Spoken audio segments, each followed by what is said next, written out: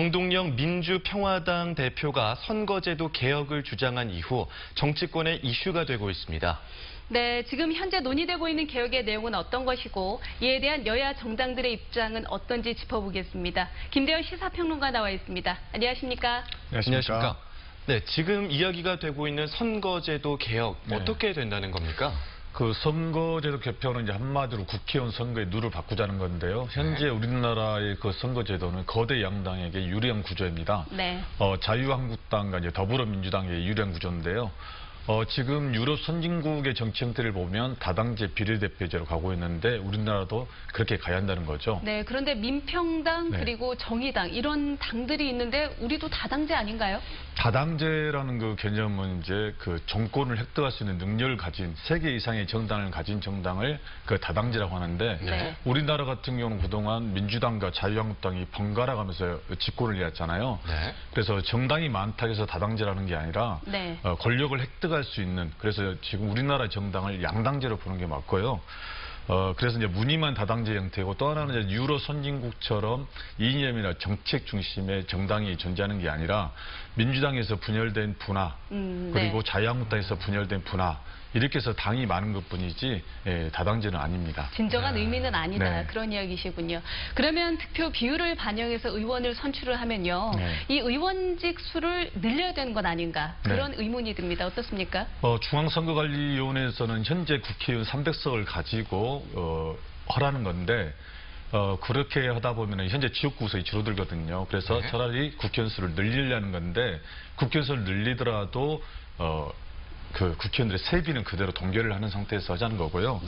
또 하나는 이게 이제 독일식 모델이에요. 현재 우리나라의 선거제도가 승자 독식이잖아요. 예를 들어서 한 지역구에서 그 선거를 했을 때 51%와 49%로 승자와 패자가 나눠지는데 49% 패자의 그 민의는 사장이 되는 거예요. 사표가 생기죠. 그렇죠. 4년 내내 그 내가 지지했던 49%는 민의를 대변할 수 없는 이런 구조잖아요.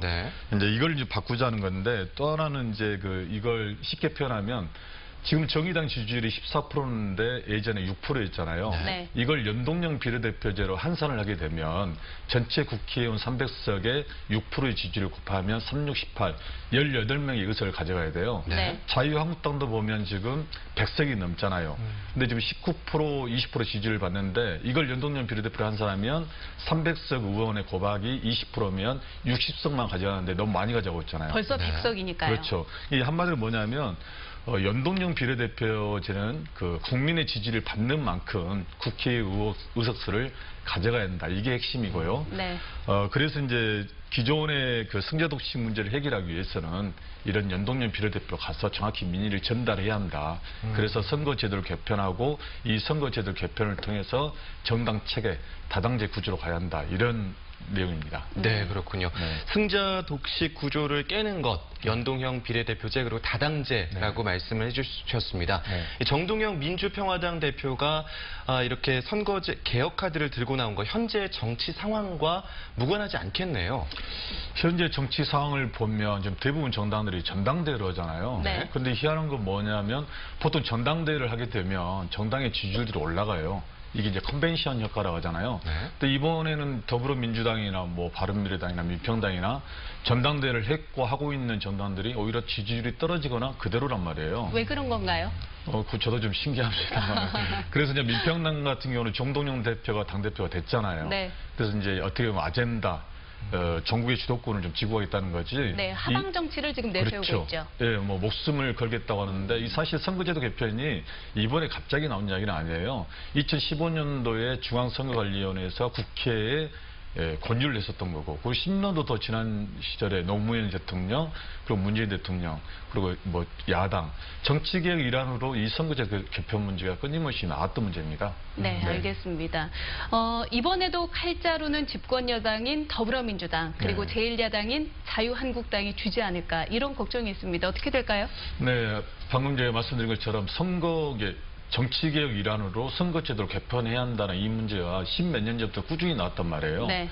노무현 대통령도 그걸 주장했었고 이번에 적고하신 뭐 노회찬 의원이라든가 그 문재인 대통령 같은 경우도 대선 전에 공약을 했었고 대선 이후에도 국정의 핵심 과제로 네, 주장을 했었는데 그동안 이게 왜 안 됐냐면 자유한국당이 반대로 했어요. 그리고 앞서 말씀드린 것처럼 현재의 선거 제도는 거대 양당에 유리하단 말이에요. 네. 그냥 굳이 바꾸려 하지 않을 거 아닙니까? 그런데 반대로 이번에 그 자유한국당이 약간 그 찬성의 기미를 보이는데 민주당이 오히려 미적지근거리고 있어요. 네, 추미애 대표가 별다른 이야기를 하지 않았죠. 아니, 홍 대표도 그렇고요. 네. 아무튼 이런 상황인데 만약에 이게 민주당이 반대하기는 쉽지 않을 거다. 왜냐하면 그동안 끊임없이 선거제도를 개편해야 한다고 주장해왔기 때문에. 근데 저는 이제 걱정되는 게 민주당이 찬성했는데 자유한국당이 반대할까 봐 이게 좀 걱정이 됩니다. 네, 알겠습니다. 말씀 잘 들었습니다. 감사합니다. 네.